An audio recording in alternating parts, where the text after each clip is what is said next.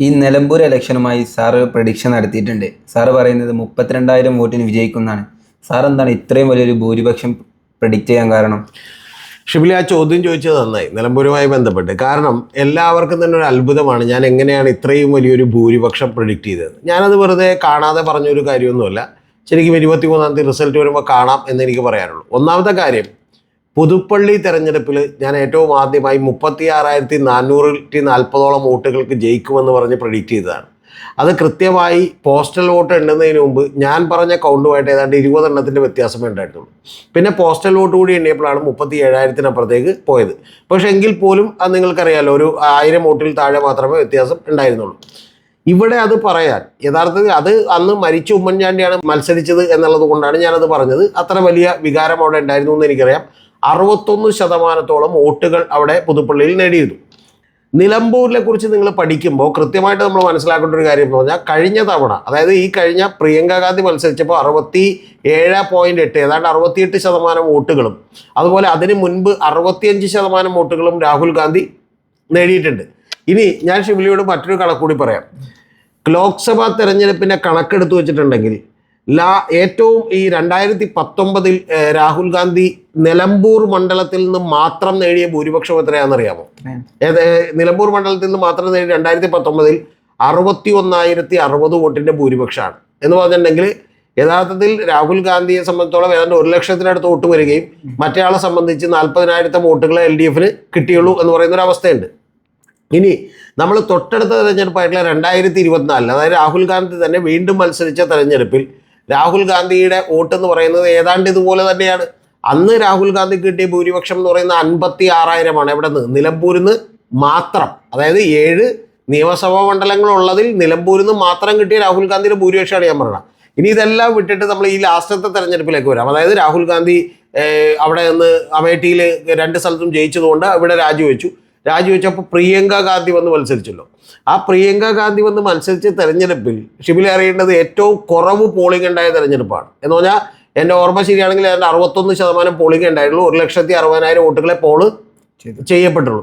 അങ്ങനെ ഏറ്റവും കുറവ് പോളിംഗ് ഉണ്ടായപ്പോഴാണ് നേരത്തെ പറഞ്ഞ 68% വരുന്ന വോട്ടിലേക്ക് പ്രിയങ്ക ഗാന്ധി എത്തുന്നത്. അതായത് എനിക്ക് തോന്നുന്നു നമ്മുടെ ഏതെങ്കിലും മണ്ഡലത്തിൽ അത്ര വലിയ വോട്ടുകൾ ഒരു ആൾക്ക് മാത്രം കിട്ടിയിട്ടുണ്ടോ എന്ന് സംശയമാണ്.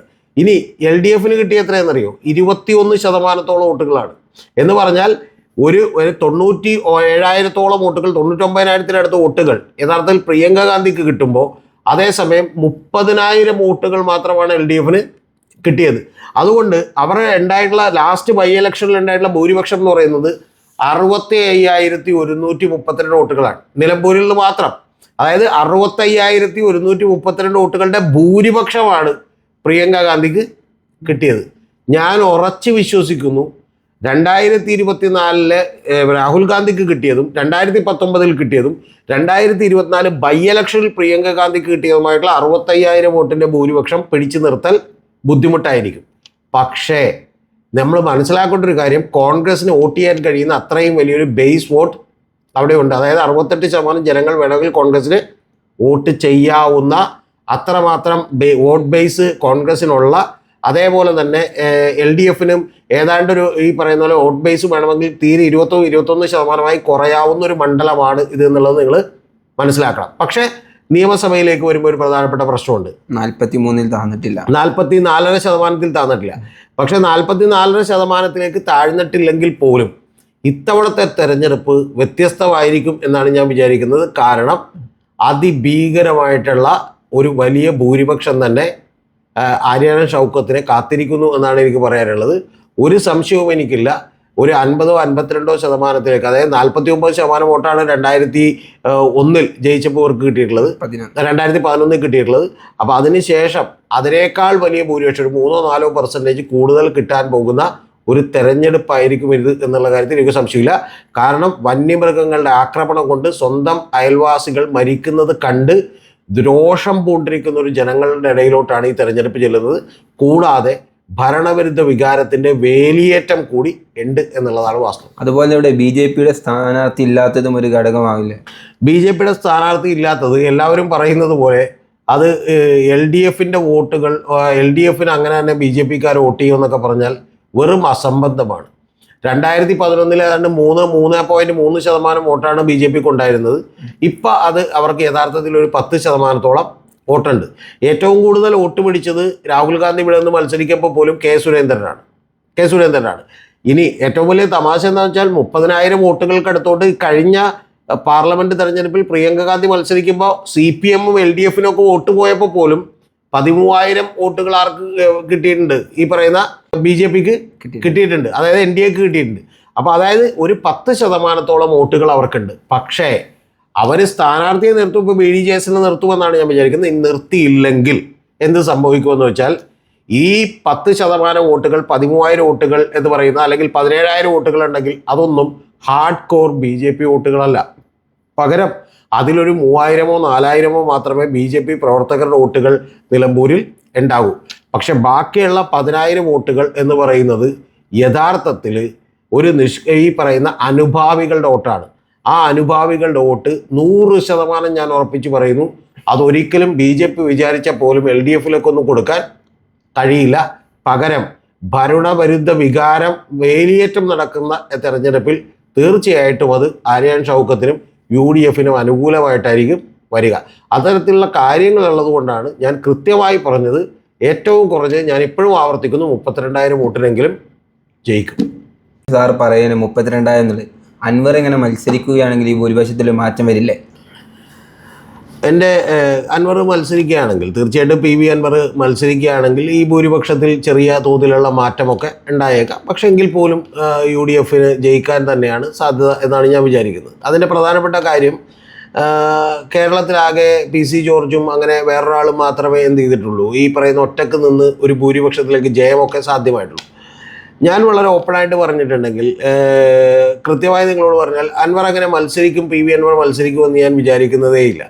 പകരം തീർച്ചയായിട്ടും PV അൻവറിനെ കുറേ ആയി ഇവർ വെയിറ്റ് ചെയ്യിക്കുന്നത്, അതായത് UDF വെയിറ്റ് ചെയ്യിക്കുന്നത് കുറേ. അപ്പോൾ അതുകൊണ്ട് തീർച്ചയായിട്ടും PV അൻവർ ഒരു സമ്മർദ്ദം ചെലുത്തുകയാണ് എന്നാണ് ഞാൻ വിചാരിക്കുന്നത്. ആ സമ്മർദ്ദം ചെലുത്തുമ്പോൾ PV അൻവർ ഇവിടെ കൂടെ നിന്നാൽ ഒരു ഗംഭീരമായ വിജയവും വലിയ തോതിലുള്ള ഒരു ആത്മവിശ്വാസവും UDF-ന് ഉണ്ടാകും എന്നുള്ള കാര്യത്തിൽ ഒരു സംശയമില്ല.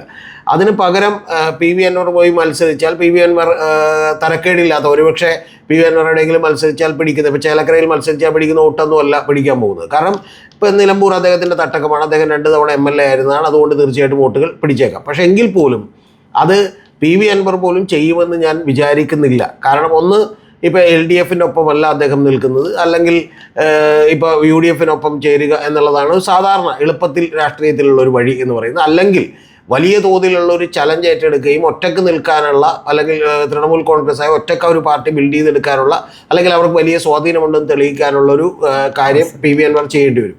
അപ്പോൾ അത്തരത്തിലുള്ള ഒരു രീതിയിലേക്ക് ഇത് പോകും എന്ന് ഞാൻ വിചാരിക്കുന്നില്ല. പകരം ഞാൻ വിചാരിക്കുന്ന ഒരു കാര്യം എന്ന് പറയുന്നത്, ഇത് PV അൻവറും UDF-വുമായി സംസാരിച്ചുകൊണ്ട് ചില ധാരണകളിലേക്ക് കൃത്യമായി എത്തും. അതായത് UDF-ലേക്ക് ഞങ്ങൾ ഉറപ്പായിട്ടും എടുക്കാമെന്നും അക്കോമഡേറ്റ് ചെയ്യാമെന്നും ചില സീറ്റുകളുടെ കാര്യത്തിലൊക്കെ പോലും ധാരണ ഉണ്ടാകും എന്നാണ് ഞാൻ വിചാരിക്കുന്നത്. അങ്ങനെ ധാരണ ഉണ്ടാകണമെങ്കിൽ ഇപ്പം ഉണ്ടാകണം, അല്ലെന്നുണ്ടെങ്കിൽ ഷിംലിക്ക് അറിയാമല്ലോ, ഇപ്പോൾ 2026 തെരഞ്ഞെടുപ്പിന് ചിലപ്പോൾ മുമ്പ് പോലും ചിലപ്പോൾ ഇത് സംഭവിക്കണമെന്ന് നിർബന്ധമില്ല. PV അൻവറിന് സീറ്റ് കിട്ടും, പക്ഷേ അതിനും അപ്പുറത്തേക്കുള്ള കാര്യങ്ങൾ ചിലപ്പോൾ സംഭവിക്കണമെന്ന് നിർബന്ധമില്ല. അപ്പോൾ വളരെ സ്വതന്ത്രമായൊരു പൊളിറ്റിക്കൽ നിരീക്ഷകൻ എന്നുള്ള നിലയ്ക്ക് ഞാൻ കൃത്യമായ അഭിപ്രായം പറഞ്ഞാൽ, ഞാൻ വിചാരിക്കുന്നത് ഇത് അങ്ങനെയൊന്നും ഡെവലപ്പ് ചെയ്യാൻ ഒരു സാധ്യതയും ഇല്ല എന്നുള്ളതാണ്. അതുകൊണ്ട് ഇത് തീർച്ചയായും സംഭവിക്കാൻ പോകുന്നത് PV അൻവറിൻ്റെ ചില ഡിമാൻഡുകളെങ്കിലും അവർ അംഗീകരിച്ചുകൊണ്ട് സ്വാഭാവികമായിട്ടും ഒരു അമിക്കബിളായിട്ടുള്ള സെറ്റിൽമെൻറ്റിലേക്ക് കാര്യങ്ങൾ എത്തിച്ചേരുമെന്നാണ്. പിന്നെ ഒരു കാര്യം കൂടി ഷിബിലിയോട് പറയാം. ഇപ്പോൾ ഇതിന് തൊട്ട് മുമ്പ് UDF-ലേക്ക് എടുക്കാൻ വേണ്ടിയിട്ട് അതിൻ്റെ എല്ലാ ചുമതലകളും VD സതീശന് കൊടുത്തിരുന്നു. അപ്പോൾ VD സതീശൻ UDF-ലേക്ക് അൻവറിനെ എടുക്കാം ചെയ്യണമെന്നുള്ളത് വേണമെങ്കിൽ നേരത്തെ പ്രഖ്യാപിക്കാമായിരുന്നു. പക്ഷെ അതൊക്കെ ചെയ്യാത്തതിൻ്റെ കാരണം ഞാൻ വിചാരിക്കുന്നത്, നിലമ്പൂരിലെ സ്ഥാനാർത്ഥി നിർണയത്തിൽ അത്തരത്തിലുള്ളൊരു മറ്റേതെങ്കിലും ഘടകകക്ഷിക്കോ അല്ലെങ്കിൽ ഒരു നേതാക്കൾക്കൊന്നും കൊടുക്കാൻ ഒരു കാരണവശാലും VD സതീശനോ അല്ലെങ്കിൽ ആരെങ്കിലും തയ്യാറാകില്ല. അപ്പോൾ അവരുടെ കാര്യം കഴിഞ്ഞിരിക്കുന്നു. ഇനി തീർച്ചയായിട്ടും അവർ PV അൻവറിനെ കൂടി ഉൾക്കൊണ്ടുകൊണ്ട് മുന്നോട്ട് പോകും എന്ന് തന്നെയാണ് ഞാൻ വിചാരിക്കുന്നത്. അല്ലാതെ അതിനും അപ്പുറത്തേക്കുള്ള അത്ഭുതങ്ങളൊന്നും സംഭവിക്കാനില്ല.